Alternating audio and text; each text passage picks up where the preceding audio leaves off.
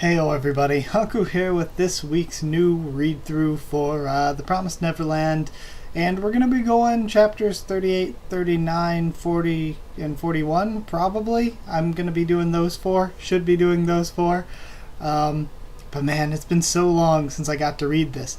It's actually been 3 weeks instead of the 2 that it should have been, because I recorded both since I was supposed to do that, two-part thing last week. I recorded both videos, and then what happened was when it was the first week of the month or whatever, I had so many new videos and so many things to make videos on coming at me that I actually had to just push back the second one and just do a video one Wednesday and then the next one the next Wednesday, and I couldn't just post both of them the same week like I wanted to. So yeah, that kind of screwed me over a little bit, but we shouldn't have to deal with that again, because there is only one other 5-part thing coming, and before that, instead of doing like a 1-chapter video and then a 5-chapter video for that 5-part thing, I'm going to do, I think it's like 2 videos from now, maybe 3 videos from now, I'll do a 5-chapter video, and then the next one will be the 5-chapter video on the 5 parts of whatever that next thing is. But yeah, they just escaped the Gracefield house. In the meantime, between reading this, I've just been so excited to get back into it. It's been very, very hard having to do a million other things and not being able to get to this yet. I've been thinking about the series a lot, but they just escaped the Gracefield house, so this could be a complete change to the manga. This could be a totally different manga. Now it's no longer trying to outsmart them and escape, but they have to survive out in the wilderness, or are they going to have to try to run and evade from people pursuing them? Or are they going to find some civilization out there? There's really so much to learn about where the series is going to go next. I like all our group of characters we have going on. Poor Phil was left behind with all the other small children at the Gracefield house, and Isabel let them go. Or was it Isabella? Oh god, why am I forgetting her name? She's Isabella, right? Yeah, I believe it's Isabella. So Isabella let them go. Kind of. It wasn't really her choice, but we see the good that's still in her. And I feel so bad for her as a character, because she is totally evil, but it's kind of one of those things where she was kept as cattle for so long that she's just trying to make the best of a very, very horrible, kind of one of the worst possible case scenarios there is. She's trying to make the best of that.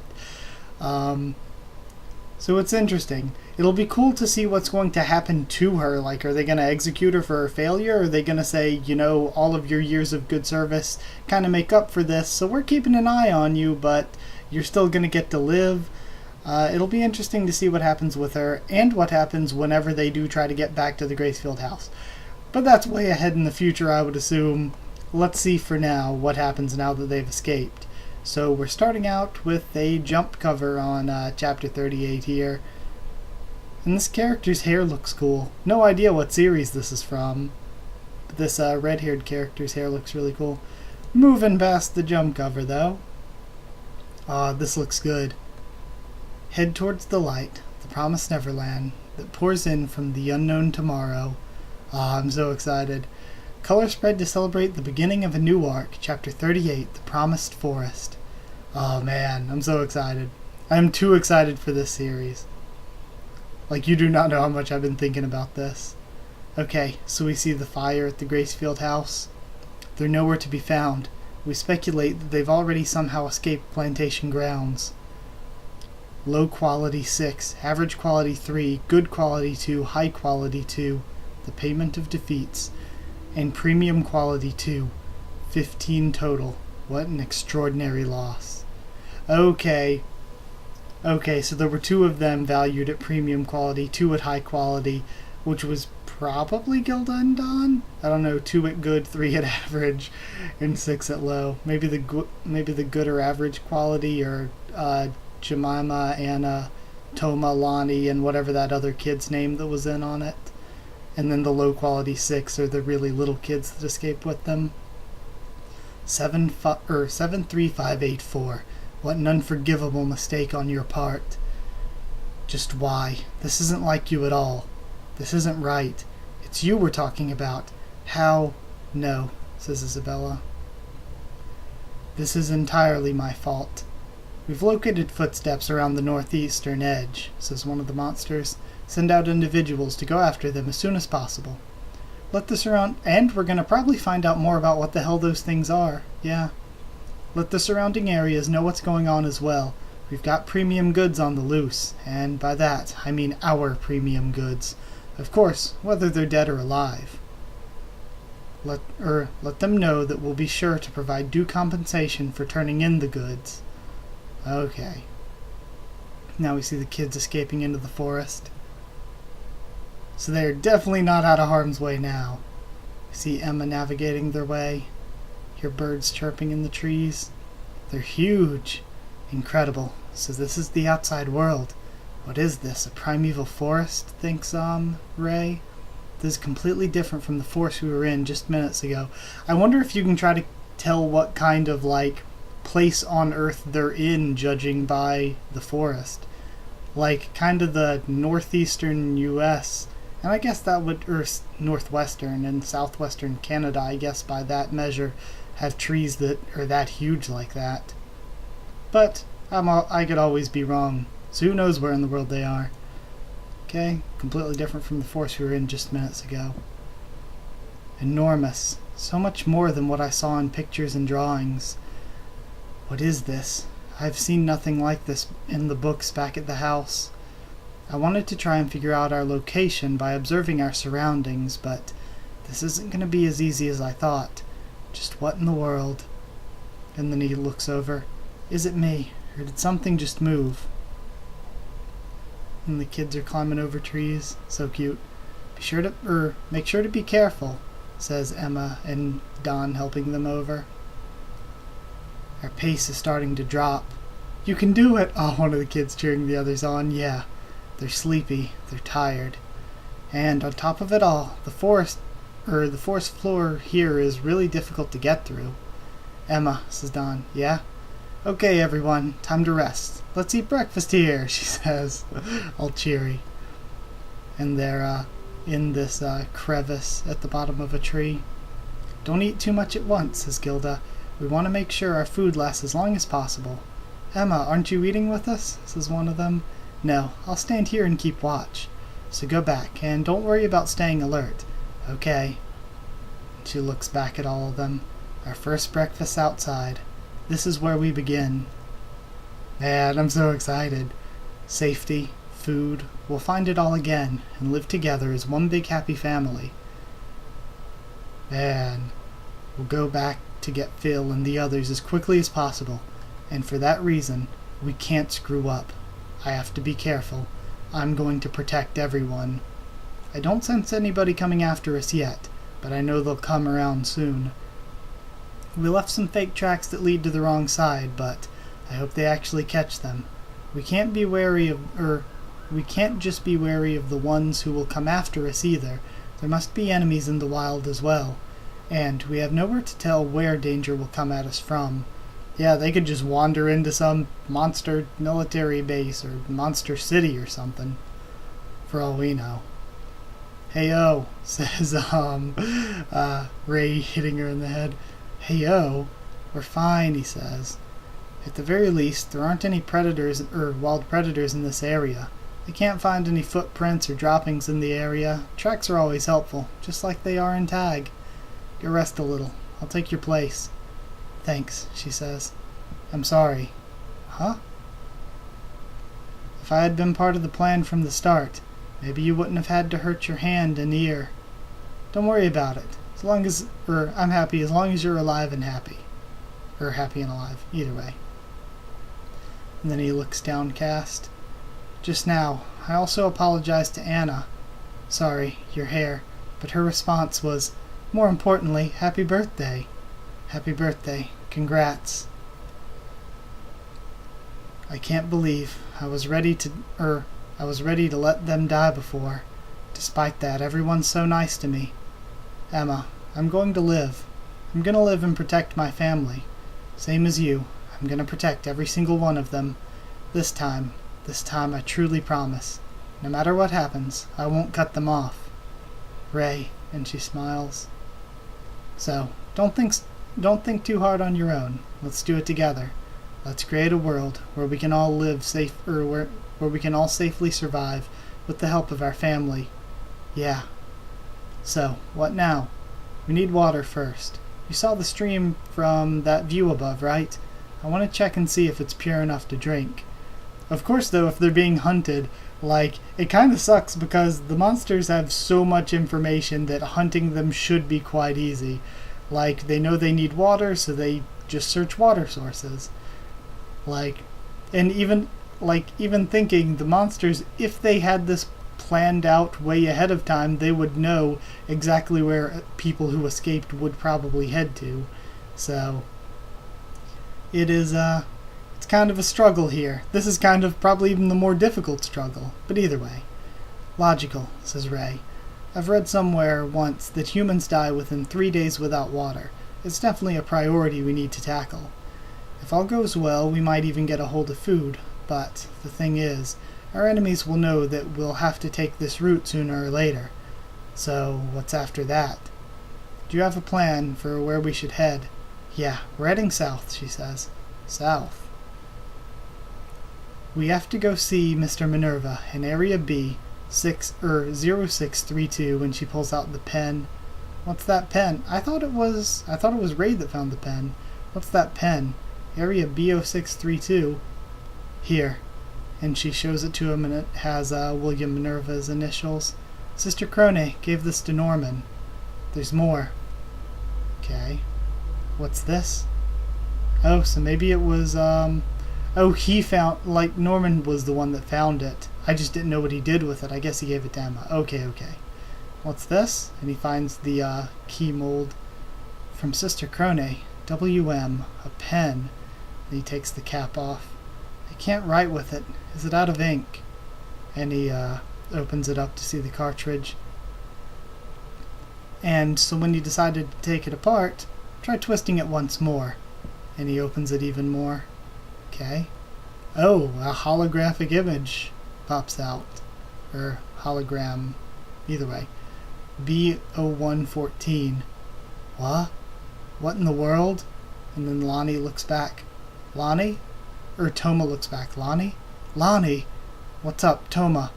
Emma, Ray, this is bad. Lonnie disappeared. Disappeared? What's going on? Was he attacked or did he get lost? No. He just suddenly vanished into thin air. We were walking together until just a second ago, but then just now I looked over and he was gone. What the... Lonnie, quit playing games. Come out. Lonnie, if you hear us, answer. Or if you hear us, answer. Or answer if you hear us. And Ray's yelling. And then he gets quiet. No response. Lonnie, why so suddenly?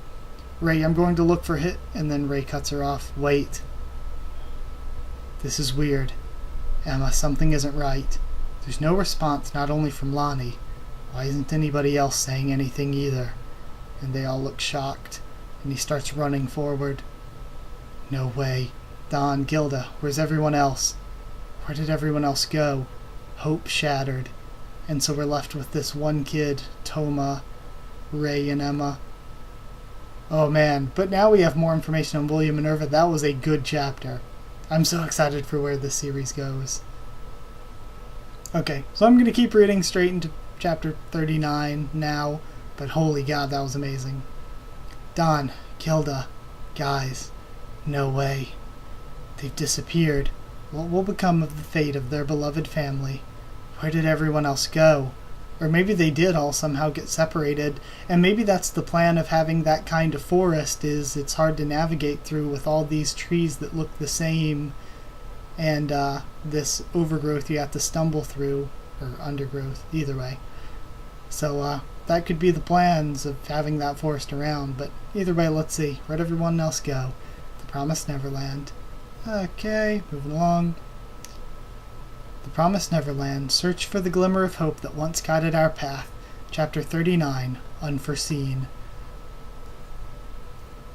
Oh, this is so good. No, it's just impossible for them, it's impossible for them to just disappear. They must be nearby. Stay calm and think. Just where? Huh? They both react. Oh, they must have fallen through. This may even be more of a trap. So they're trying to avoid falling in a pit hole from the roots. But it looks like they failed. Where are we? So dark. What just happened? Did the ground just split? Chris, are you okay? Okay, so we have this kid's name. Yeah. Ray, Toma, where are you? Are you okay? Ah, a bug. You hear that? We're fine. Thank God, they both think. My eyes are starting to get used to this darkness. Are we underground? Yeah, most likely. Ew, bug, says Toma, trying to knock it off. Could it be that everyone else is also down here? Let's search. Emma, and they hear calling, and Chris brings her attention to it. Gilda! Emma, it's Emma! Okay, so Emma starts running toward them. Okay, and she meets back up with the others. Interesting. Thank God you're all okay. Look, Emma. What is this place? Look at these roots. It's like a cave with walls made out of roots. It's like we're in the ocean or something. Whoa, get away, bugs. Gross. Go away. And Lonnie's laughing at Toma trying to shoo away all these bugs. Okay.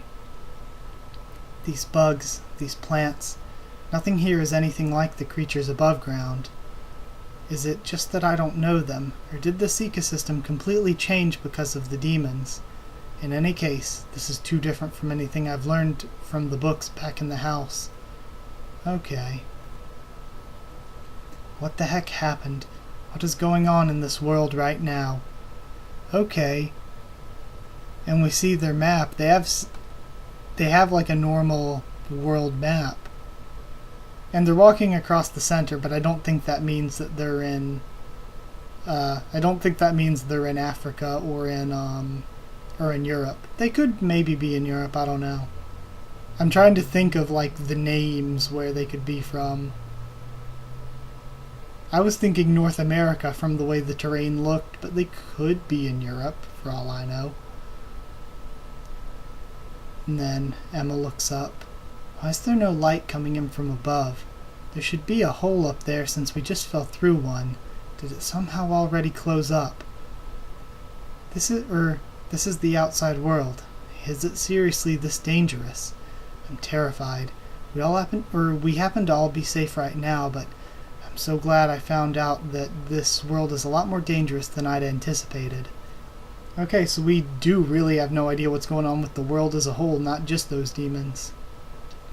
We really do need to get to Mr. Minerva as quickly as possible. We need to obtain this stable security. Also, it's kind of weird and interesting. Why did Crone have the William Minerva pen to give to them? Was she part of some kind of human underground railroad of some type, maybe? It's kind of weird that she would have the contact there to give them. But it is interesting. We need to obtain stable security, a society all of us can live in. We have to take everyone there as quickly as possible. Our enemy must be closing in by the minute. We have limited supplies. Let's just focus on getting out of here for now, says Emma. Of course, with that, I wonder if that's an actual coordinate that maybe you could even look up to tell where they are in the world, or at least where they're going. But either way. And she rips off a root. No good. All the roots here are too weak to climb. Looks like it'll be too difficult to find our way back outside from here. Let's look for a different exit for now, says Don. Okay, we have these bugs flying around. Heh, they look like they're having so much fun, says Gilda. They've all forgotten the fact that they're tired. It's a lot warmer in here than above ground, and maybe this was for the better after all, since we'll be hidden from our enemies as well. No, I really think we should get out of here as soon as possible, says Ray. Ray. We have no idea what's waiting for us at the end of this path. We have nowhere to run if we're attacked by anybody or anything. And also, this forest is weird. This underground too. Why is there such an opening in here? Whoa, a field of flowers. And there's these bioluminescent flowers underground? Amazing. So pretty, they're glowing. Smells so good too. So, this is a dead end, huh? Hey, looks like we'll be able to climb from here. I'll go first to check it out. We'll leave it to you, says Emma. And then the one kid's looking around. Wah, what's the matter, Nat? Okay, we have his name. His name is Nat. What's the matter, Nat? Look, up there. And he's pointing. And there's a bunch of dead animals. Oh, so these must be some kind of like, I don't know what to call it. Carnivorous plants, but kind of in the like, those, what are they called? Like lady slippers, or I forget what they're called. The things that the Pokemon Victory Bell is based off of. Like where you fall in and you're trapped in and they digest you. Must be kind of plants like those. And they've fallen in. So they need to get out of there. Are those dried animal carcasses? No. So that's how it is. Emma, we're in big trouble. This place, this forest is... Alicia, Jemima, run. Okay, so the other girl sniffing the flower must have been Alicia. So that's the one with the bun and the hair that probably looks like it's going to be red when they color this, but I don't know. I could probably look at some of the color covers from the past and figure it out. So Alicia is her name. Okay, the two of them look up. And Emma dives in and grabs the two of them. Okay, and the plants are crushing around where they just were. Okay, so they go running. Everyone else is in shock. Look, the entrance we just came from is gone, says Lonnie. No way, we've been surrounded. When did these roots block our route? Interesting choice of words. What the hell? We have Nat, and then Gilda's comforting the two kids. This is most likely where this tree feeds. The trees around here live off the nutrients of live animals.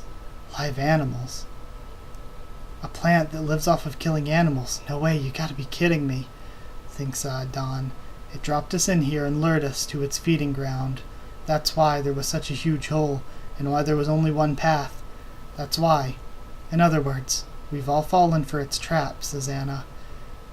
Damn it. This is why there were no animals above ground. There aren't any beasts nearby, he remembers.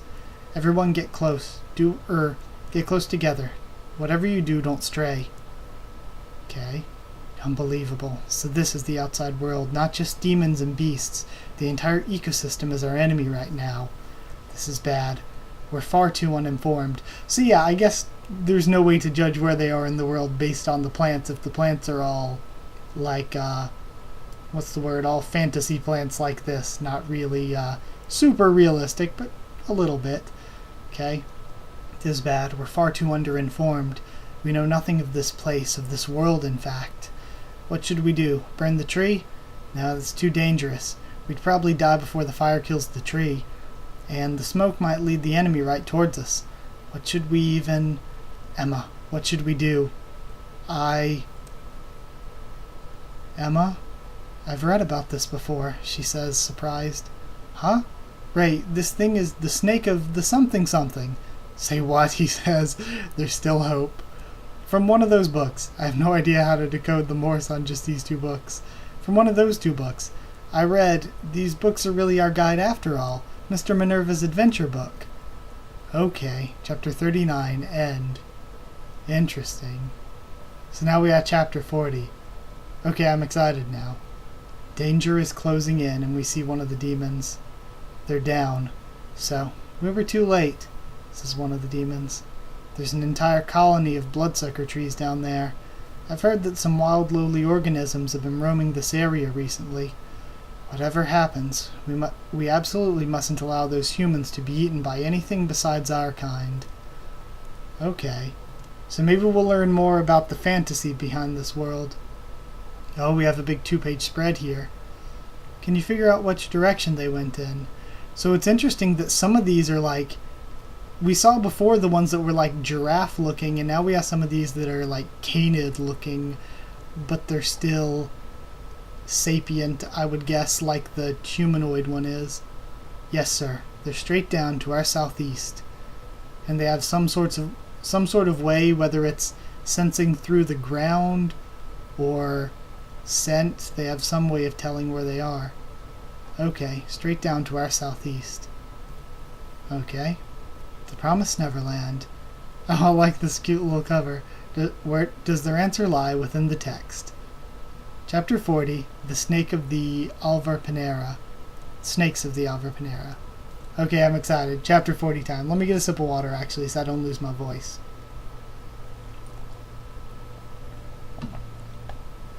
One of the 2 special books dedicated to us by Mr. Minerva.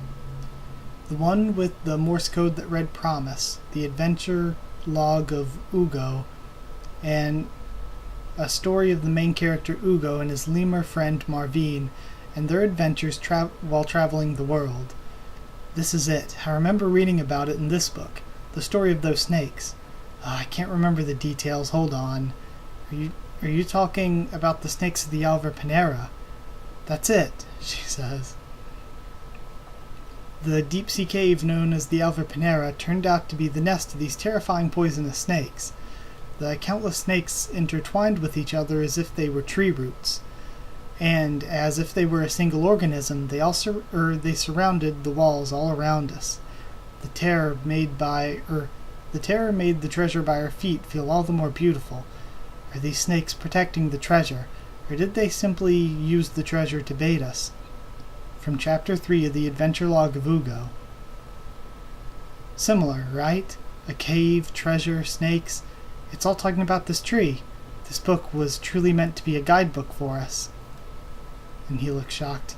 Hold it, Emma. It's true the 2 stories are similar, but, well, I suppose it's possible. Let's give it a shot. Yeah, if the book really is a guide for us, then the only way for this tree to attack us is... Everybody, back up a bit. The roots. They have no nose or eyes, which means there must be a way they use to locate their prey. And he throws the mug, and they all attack it. Alright, it uses touch. It's not heat, sound, or even the vibrations of the ground. These things can only find us if we touch the tip of its root. And these movements. Okay. Everything makes sense about it, or everything makes sense if you think about it. How those animals got attacked, and how we need to get out of here. Damn, it's amazing how much of a difference a clear mind can make. Observe, analyze, read the enemy. That's what Ugo consistently did in the book too. Watch, think, and make yourself a way. We don't know, but we can learn. This is the one good thing about us being humans. Emma. As you said before, this thing is probably the snakes of the Alvarpanera. Right. Hey, this is bad. Those roots are getting closer by the minute, says one of the kids. Damn it, there's no place for us to slip through. So, this is how this thing has been catching its prey, thinks Don. No animal can possibly escape, and once you get caught, we'll all get the life sucked out of us. Ray, says Emma. Yeah. Huh? Says one of the kids. I think Anna said it. And then the 2 of them start walking forward. Emma, Ray. See? It's fine. And they both hold out their arms. Huh? And the kids are all looking at them. We'll be fine as long as we don't touch them. The only roots that'll actively come towards us are the ones coming from the wall. But look, they can't attack us anyway if we don't touch them. As long as we don't touch, the speed of these roots won't be affected at all. It's not scary. So let's all calm down first. Listen up. Right now, our plan is to climb this trunk to the ceiling as initially planned, says Ray. We have to make our way up there before the roots from the wall reach us. But I know we can do it. You all have tirelessly trained your climbing skills back at the house, right? But what about after we make it to the top, thinks Nat. Will we be able to get out before those roots reach us from that stupid ceiling? So, we'll escape, says Gilda, as long as we get up to the top. You're saying that we'll all be able to escape from this place? Yep. Then, let's go, everyone. Yeah, let's get out of here quickly. And they all start heading up. The snakes of the Alvarpanera were all born from the cave ceiling. That's right. They were all simple rocks in the form of snakes. This tree is no different. All of these wall roots are coming from the ceiling. It's just like the rocks in the book that the snakes came from. Once the bottom becomes full of those roots, the ceiling is thinning out. Let's get out of here, Marvine. Okay, he remembers the story. Everybody, help me. To escape the snakes of Alverpanera, you must break the ceiling wall. Doesn't matter how you do it, and it won't be that hard. And they start pulling the roots. Oh yeah, because the roots were really weak at the ceiling before. So they start pulling them apart. Outside of the cave lies the harsh northern seas. The snakes will fall asleep from the chilly gust that enters from outside. Wow, it really stopped. Whoa, this place is suddenly real cold. Okay. Yeah, fear nothing, and reach for the sky. You'll never be eaten by this mere creature. This forest is still full of questions. Thank you, Mr. Minerva. And then Emma looks back in shock. Oh shit, they're probably gonna have those people that were hunting him are probably gonna show up now. Oh, we have a side story thing. The Promised Neverland Omake, special 4-panel Omake featuring Crone and Mama. Ecstatic Sister. Hello, my friends, I am back. It's your favorite sister Crone, who couldn't stand to lie still when she heard that Isabella was defeated. Well done, you shitty brats. Now the party's just about to get started. I'm gonna call over Isabella. She must be depressed from her recent defeat. This is the prime time for me to prank the shit out of her, to get back at her for all the things she's done. You fool, so you really did come, eh? Thank you for your kindly invitation. You fool. I came here today because I wanted to apologize to you. Isabella and Crone. Though it's true that I had no choice because I had a goal in mind, I really did do a cruel thing to you. I just wanted to apologize. I'm so sorry. This isn't fair. You can't just be nice just like that to me. I can't even get back at you anymore. Tea or alcohol? Which do you prefer? There's some sweets I can bring out too. And so, the thing that really pissed me off was she got in my way often. But I'm starting to think she's kinda cute, Isabella thinks. Special Omake end. It's so sad because she can't get back at her because she's friggin' dead. Crone died. It's not fair. But either way. Moving along to page 41 to end this out. How long have I been recording? 30 minutes, huh? Wow. Longer than it felt like. But chapter 41, and that's where we'll end this, right? We had 38, 39, 40, and now 41. So that's where we'll end this one, and then the next time around I'll get to the next 4 after this.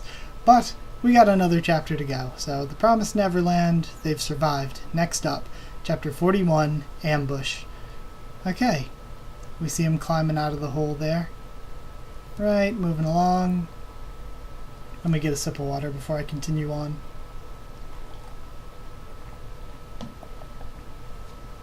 Emma notices something in the trees. What is it? What lurks in the shadows? Emma? And she goes to look. Nothing. Was it just my imagination? And then we see a couple of the kids. I think it's Toma and Alicia looking back down. I see. These roots don't do too well with the cold, so that's why it stopped moving. It's pretty cold up here. Yeah, it's even colder than the area we were in when we first fell in. Why is the temperature so different, even though we're in the same forest? Who knows? Maybe it's because the sunlight gets blocked by the trees here. Still, it's really freaking cold. Okay. So, as long as it stays this cold, does it mean that we won't have to be afraid of being attacked by those roots again? Probably. Damn, thank goodness it's winter right now, or else we would have been in big trouble, says Don. Well, according to this, it seems like the ground doesn't cave in the first place unless it's winter. It says that the Alverpanera is a legendary cave one can only enter during the winter season, in this book, says Nat. If only it weren't winter, huh, Skilda. But thanks to what just happened, now I know. The outside world is full of unknowns, and the words of this book have meaning. So it's our guidebook, huh? That's right. This book contains all the important pieces of information we need. Weird, why did they bring this one book in particular? I guess because it's important and they couldn't figure out the Morse code. Either way. How to deal with unknown danger, the weaknesses of our enemies. Also, Emma, here it is. This is what we've been looking for, says Ray. And hiccup. Looks like onions? Or weird plants. Onions wouldn't be above ground like that. Huh? What is this? Water. Huh? They're mentioned in the book. Anemones that store pure water. Okay. Anemones. Watch. And he pokes it open and water starts coming out. These things obviously aren't real anemones. Okay. Anemones. Anemones? Really? Is that how it's pronounced? Sea anemone? Shouldn't it be sea anemone? Sea anemones. I don't know. Either way. But if we keep... I always thought it was pronounced anemones. Sea anemones. Not anemones. Weird. But either way, maybe I've just thought it was pronounced the wrong way this entire time. But if we keep following what the book said, this water should be drinkable. We won't have to go all the way to the river each time to get water. Food and water are the two most important parts of our blind adventure. We can't even tell what's edible and what isn't, so I'm quite thankful that we at least have something to base our decisions off of. Wow, says Don, looking at the book. This book, William Minerva's book. This world is really full of scary things, says Emma, but at least we won't be flailing around in the dark. Don't worry, we all aren't alone. We've got each other. We've got an ally. Let's all go see Mr. Minerva. Let's survive. Let's do our best to get out of here. Alright, just a bit more. Okay, guys, let's do our best. It's time to go. And we see the forest clearing again. And then they're all traveling through. Emma, is this the right direction? Yeah. But we've gone a bit off course while we were underground. Oh, the thing tells them what sector they're in or whatever. Now they're in B0015. Okay. I see. So that code represents our current location, huh? Okay. Both B0632 and B0015 show us where we are. In other words, they're kind of like coordinates. The numbers must be some indication of the direction we're headed in. 06 south or north, and 32 east or west. Wait, but if we were northeast when we first left the house, and now we're headed south, so it's like this. Okay. So where they are now, we see the coordinate plane. Okay. So 6, where they're moving down to, and 32 is their goal, but right now they're at 015. Okay. That's kind of an interesting grid, but either way I understand. So it's like this. Our goal is at area B0632. In other words, right now we're headed south within the eastern portion of the plane this thing is based on. Alright. He's right. You're freaky. How could you figure it out so oh my god. You're right. I mean, it's pretty simple if you think about it.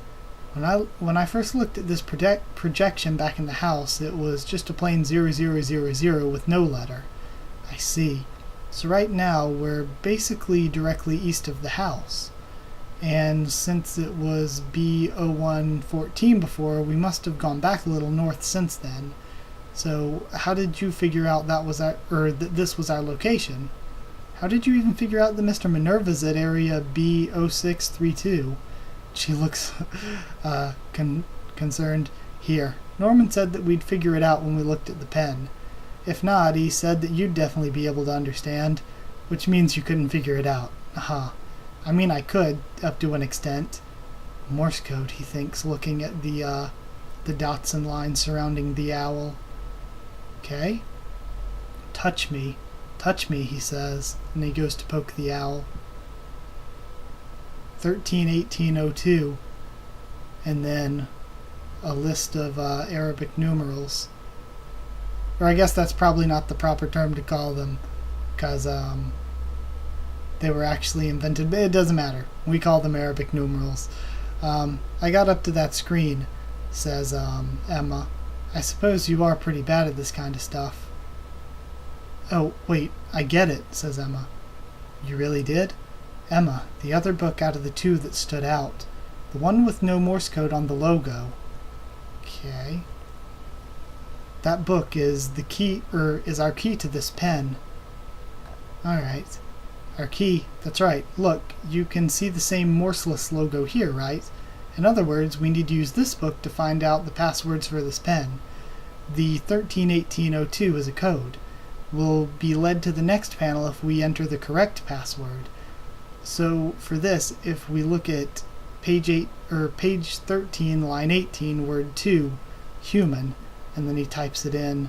Oh, and the little A at the bottom switches from the numerals to the alphabet. Okay, so he types in human. Come to me if you need help. I'm waiting in area B0632. William Minerva. It's a message from him. Norman must have seen this then. So for the next password, rinse and repeat. Okay. And then they hear something, so he closes the pen and book really quickly. Alright. Hey, Ray. Yeah, something's coming. And then Don and Gilda look over, and we see Anna and some of the other kids, and then Nat, Toma, and Lonnie. No way again? Holy. And then a massive monster bursts out from the... How are they going to find a massive S monster? Run. A monster ambush. What the hell? A color spread in the next issue.